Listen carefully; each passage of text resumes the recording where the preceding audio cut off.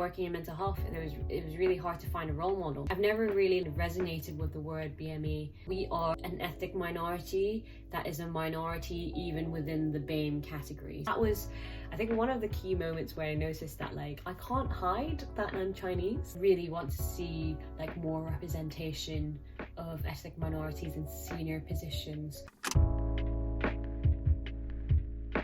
Good evening, welcome back to my channel. My name is Aika. This channel is dedicated to anyone interested in psychology, mental health, psychology careers, or just anyone who wants to follow me through the doctorate of clinical psychology. I'm in my first year. So today I'm addressing something slightly different.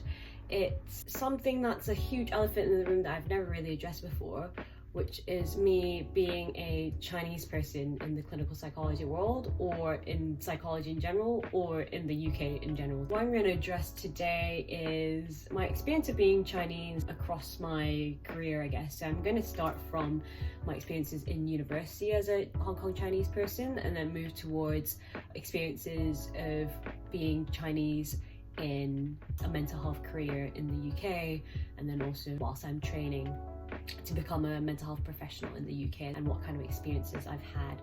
I will also touch on the nuances of the term BME and my thoughts about it, my take, my angle. So I think those are the main topics that I will address, and also perhaps at the end I'll talk about what I wish the future of clinical psychology would look like in terms of diversity. It might come to a surprise to a lot of people given how much ethnic minority chat has been going on in the world and also in clinical psychology in general, that I haven't really addressed this in the past. Ethnicity and culture is only one of many identities that I hold, and also one of many values or things that are valuable to me that I have. However, that is not to say that being Chinese is not part of my core professional and personal identity. I hope to be as candid as possible in this video, simply because it is personal to me as much as it is also something that's really important nowadays to talk about in clinical psychology. As we know, in the UK, majority of psychologists are white British, Caucasian, however you want to put it, and people who look like me or look like anything else is definitely a minority in terms of representation. And with recent Health Education England grant to increase access of psychology careers for those from an ethnic minority background, I thought that would be good to address. Okay, without further ado, let's just get some background information out the way. I am Hong Kong Chinese. I am trilingual. I speak English, I speak Cantonese, and I speak Mandarin. Cantonese is my kind of mother tongue, I guess, because we speak it in the family. I guess I can say something in Chinese now. 如果你而家識聽嘅話咧，同我 in the comments down below say hello 啦。你可以用普通話嚟覆我，英文都得，不過唔好用廣東話，因為我唔識睇。A lot of people ask me how my English is so good, which I am not offended by the way. I basically was brought up speaking English. A lot of people also have questions around my accent. Okay, so Americans and internationals think I sound British. British people think I sound American. Some British people think I sound English. Some of you guys who are my Scottish viewers have also said that I sound Scottish. All of my friends have said that I do not sound Scottish, so please comment down below if you think I sound Scottish. So all in all, my accent is just a cluster of different accents. Let's start at university. I moved to the UK when I was 17 and I went to Cambridge, which is quite an interesting introduction to English culture because you do get quite a big mix of stuff. Needless to say, it was a massive culture shock, but I don't think the culture shock hit me until I think like second term of first year, or even end of first year actually. Drinking culture is different, party culture is different, comedy is different, what constitutes as fun and funny is different, what constitutes as being cool is different, and also the massive culture shock of how strong class divides are in the UK. Left wing, right wing, had no idea what that meant before I went to university. As a Hong Kong Chinese going into Cambridge, back in my days in 2014, it wasn't that long ago to be honest. Oh fuck. It's been 7 years. Oh my god. Oh my god, I'm so old now. Being Hong Kong Chinese in a predominantly left-wing college, there wasn't really a big crowd that had the same, I don't know, culture as me, I guess. Not that I have a culture, which is something I'll get onto about being a third culture kid, but yeah, I struggled, not gonna lie, I did struggle. People got into cliques really quickly. They were like edgy, artsy, very left-wing people, and then there were like the Eton public school choir boys that also clustered together, and then there were like the cool, posh, but want to be artsy and left-wing people also clustering together, and I did not fit. I did not fit. First I took it really personally. I was like, I think I'm a cool person. I had a pretty good social life in Hong Kong. Why am I not fitting in? Am I doing something weird? But yeah, it took me a really long time to notice that it really wasn't about me.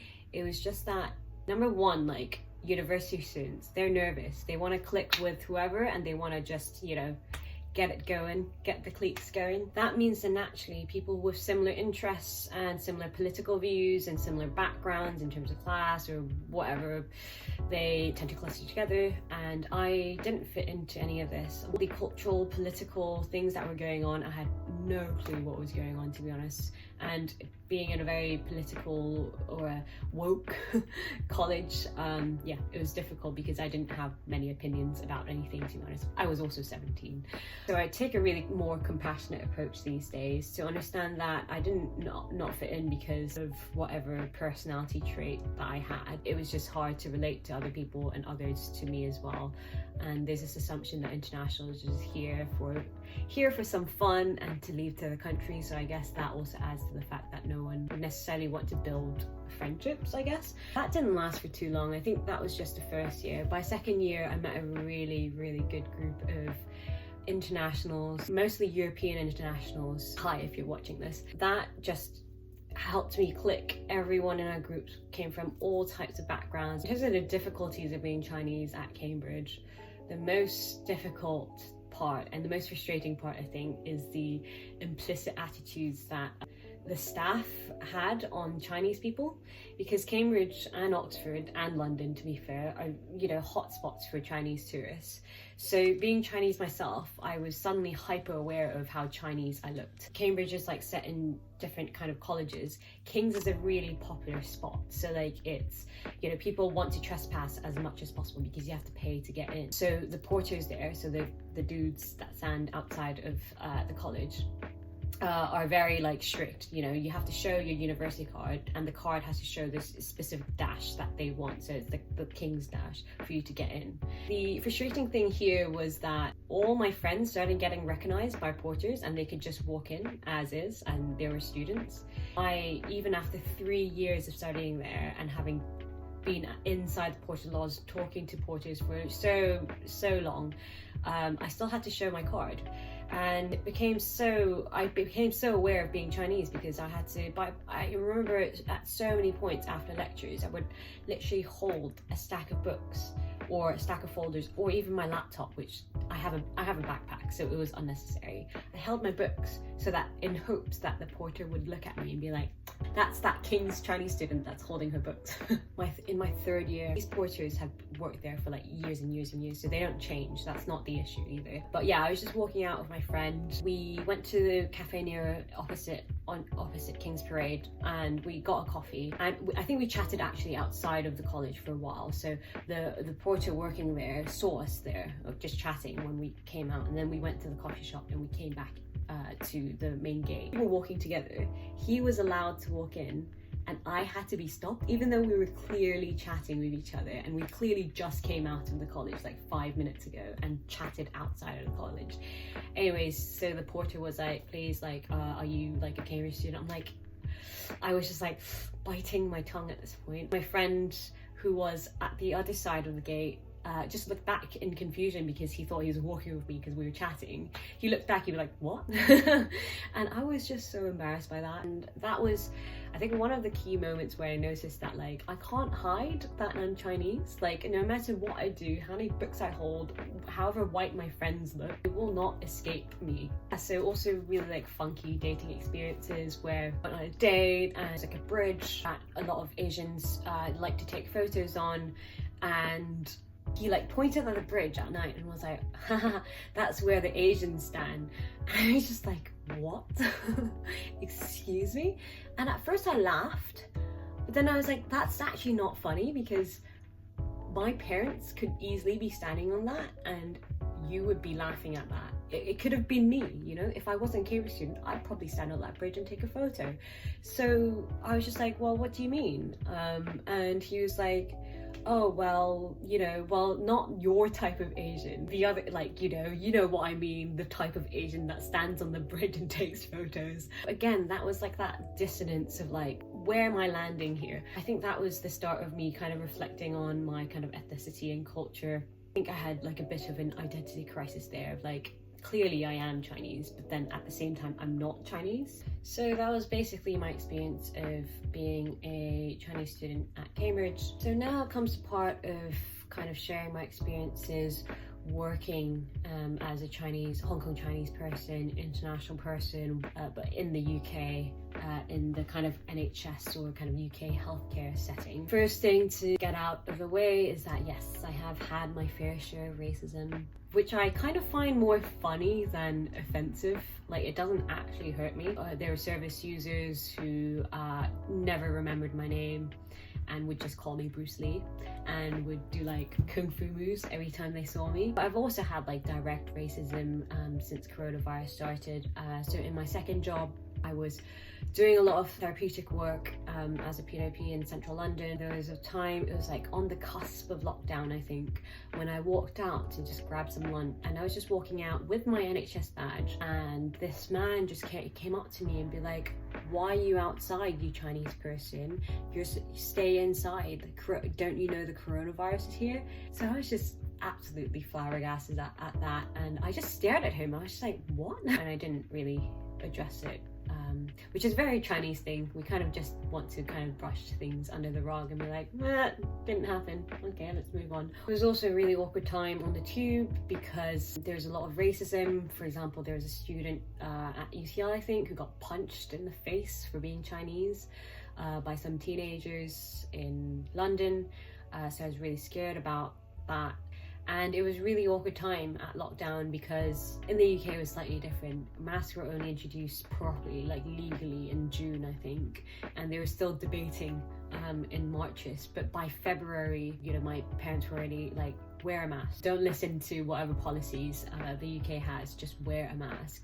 But I already felt like the self-stigma that I had for myself, because being a Chinese person in London, it was already kind of awkward, especially that racist event. I felt like I was bringing even more attention to my culture and ethnicity by wearing a mask, like in the tube when no one else was wearing a mask. So more specifically about kind of being Chinese in clinical psychology, yeah, it's fair to say that I have not met a single Hong Kong Chinese clinical psychologist, having worked in the mental health sphere for around three-ish years now. Oh, actually 4-ish years now. We are an ethnic minority that is a minority even within the BAME category, where like both ethnic minorities in there and also cultural minorities as well. So I've never met someone who's from my background, and that's something that I don't really expect to see, and actually I'm surprised if I do meet them. But at the same time, I know that there is a fair share of Chinese people, like British born Chinese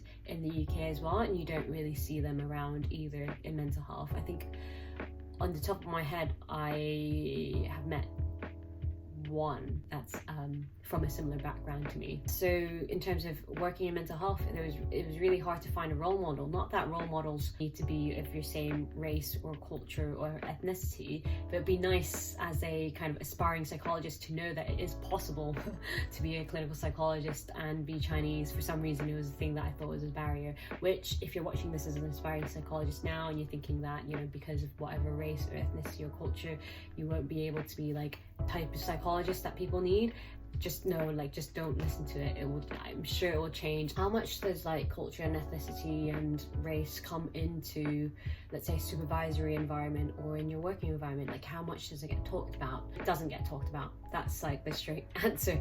It never gets talked about. I think a part of it is not that people are racist or people don't want to talk about it. It's actually people are scared to ask. People are scared to talk about it. They're scared of being cancelled. They're scared of stepping in the wrong side and being coined as someone evil and horrible. They're scared of saying something ignorant. There's a lot of kind of apprehensions around going into that space and asking people about, you know, their culture and background, for the fear that they might offend the person. Massive contributing factor to this is actually because of cancel culture. Like, people get cancelled really easily for saying the wrong thing, which I find is like the least helpful thing in terms of moving this forward. Because yes, like, argue for representation, argue for diversity, but basic psychology is saying, right, that if you start a conversation with any person, even if it's talking about, I don't know, like earbuds, but you stand on a defensive or like anticipatory attacking side, number one, like, no one wants to listen to you. Number two, they're so scared that they go on a defensive as well, and no one talks to each other, and then like no one learns anything at all. So I don't think that's like the most like persuasive way to get a point across. I guess that's also why I've been apprehensive about talking about culture and diversity and things like that in the channel, because it is like such a touchy subject. For people who are watching this who are ethnic minorities or from a cultural minority or whatever minority you are, a sexual minority, like, it's up to you to decide like what's best for you. And I think you don't have to feel like you have to follow what the general narrative or argument is, or like have to hold all the opinions, even if you actually privately disagree with it. But if you do disagree with it, maybe question yourself, why do you disagree with it, and really check your privilege. This falls into the next topic that I kind of want to talk about, is that the question of like, am I BME? And this is not something that I myself am struggling with. I know personally a lot of people who struggle with the term BME, BAME, and in America, people of color, simply because of the dominating argument does not resonate with a lot of us, even though we do have our struggles as ethnic minorities in many ways, in terms of racism and in terms of like just having to explain ourselves, etc. Like, a lot of the other arguments, maybe sometimes we feel guilty that we don't experience it in that level, or we just don't resonate with it. This is something that is kind of the reason why I kind of go back to kind of talk about university as well, because I've never really like kind of resonated with the word BME. I didn't actually know what it meant until I got to the UK. Again, like, my face doesn't lie, it's a huge elephant in the room. So people, Caucasian, or mostly actually people from BME groups, will immediately be like, you are BME, hello, welcome. And that was a really weird experience for me, and I never knew why it felt weird, or why like I just couldn't really relate to it. And finally, when I was applying to the doctorate, I was just reading around BME stuff, and someone somewhere shared like a really interesting article. A Cambridge student who's also Hong Kong Chinese wrote an article for The Varsity, which is a Cambridge magazine, talking about nuances of BME and why some people might not be able to relate to it. I was immediately categorized as a woman of color upon arrival to her university. Being denoted as colored in America is effectively the same as being labelled as BME in the UK. It is similarly politically charged with implications of oppression, powerlessness, and injustice. But I was confused because I had never explicitly experienced these things as a majority ruling class member of our own society. While trying to navigate this foreign notion of being coloured, I experienced much cognitive dissonance in realising that sometimes I identified more with white men than women of colour. One reason is that my family's ruling class position in Hong Kong meant that I occupied the same seat of power in my own city that white people did in America. Another reason is that I often felt excluded and alienated from certain activist circles because of my status as an international student. And finally, I recognise that historical and geopolitical reasons further explain why international students of an East Asian or Southeast Asian heritage identified less as BME than other students of colour. BME is a race-based British term assigned to all people of colour that carries loaded political significance and connotations relating to British guilt, coloured people's empowerment, interracial solidarity, and a history of shared suffering. However, arguably, Southeast Asians have suffered less systemic harm by white people than their counterparts in other parts of the global south. There are still issues that we face as ethnic minorities in the UK, and very unique struggles and struggles and challenges and things that need to be discussed. but a lot of the kind of dominating conversations around kind of BME aspects is not necessarily relevant to Southeast Asians, and I'm sure hopefully some of you guys watching this will also enlighten me on other cultures that it doesn't, or like other backgrounds that it might not resonate with, and share with me your experiences as well. What I desire is not to destroy the word BME, it's already there, but to kind of like expand it a little bit and add a little bit of nuance and add a little bit more representation of people's voices that aren't necessarily heard. Two final points around the challenges of being Chinese in the English culture. Two personal points is number one, being a third culture kid, so not fitting in anywhere, not being fully Chinese and not being fully English either, so you're kind of like stuck in between. Home is everywhere and nowhere at the same time.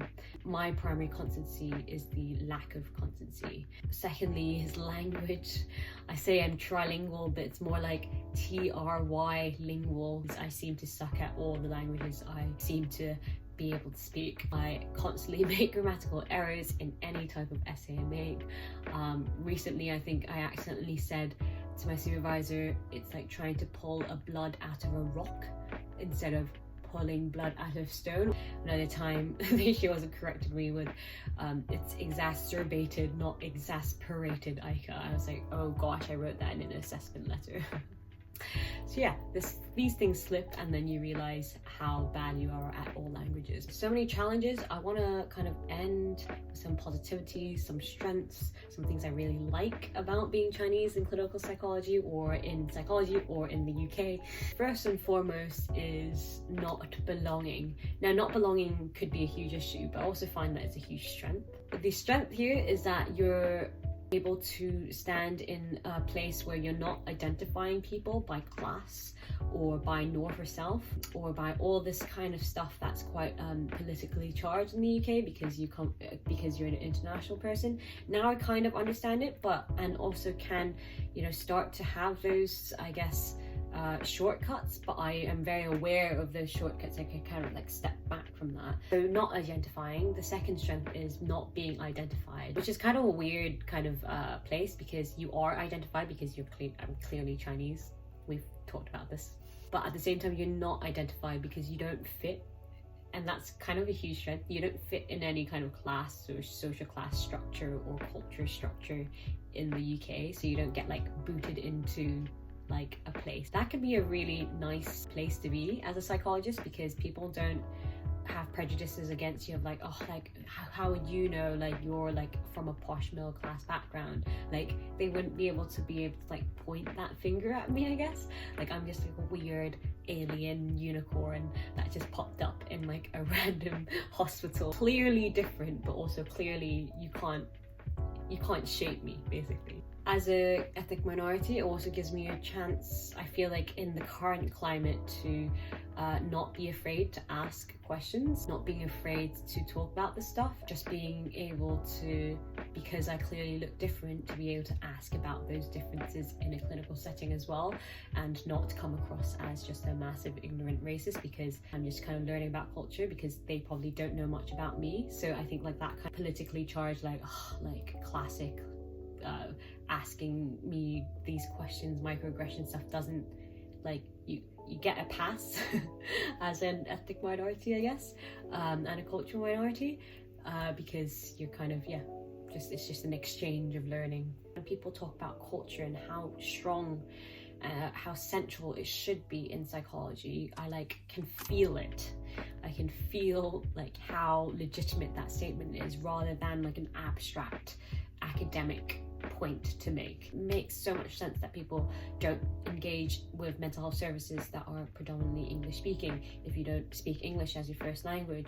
It makes so much sense. And also so many things of humor, of culture, of expectations, of kind of all the systemic stuff comes in, and how important that is in shaping a person, and shaping their worldview and shaping the way they relate to other people or relate to themselves. Being an ethnic minority and having a culture before being Britishized, I guess, really helps me be able to be flexible in that area and really, really understand it. Not that someone who hasn't wouldn't be able to understand, but I feel like it's a lot easier for me to access that appreciation. Final strength is something that came out of, I guess, having struggled with, you know, my cultural and ethnic and racial identity since moving here, is shifting the idea that I'm different to being representing, celebrating, announcing my Chineseness, and seeing it as a cool part of me rather than a part of me that I want to conceal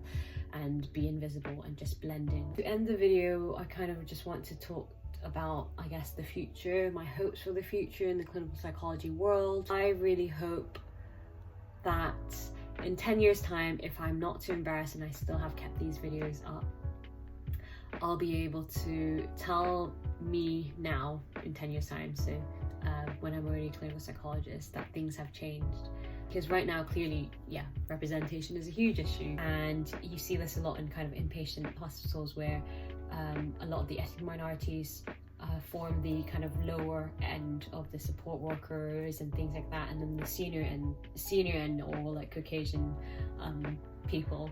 And that's not a controversial opinion. I'm sure like loads of people have had that experience. I've also had that in many services now that I've seen that, which is quite curious actually. You really want to see like more representation of ethnic minorities in senior positions. So I'm excited for the future where clinical psychologist isn't just seen as a very elitist, ethnocentric place, but more of like a mix of different opinions, different cultures, huge diversity, and lots of open, non-antagonistic discussions and considerations.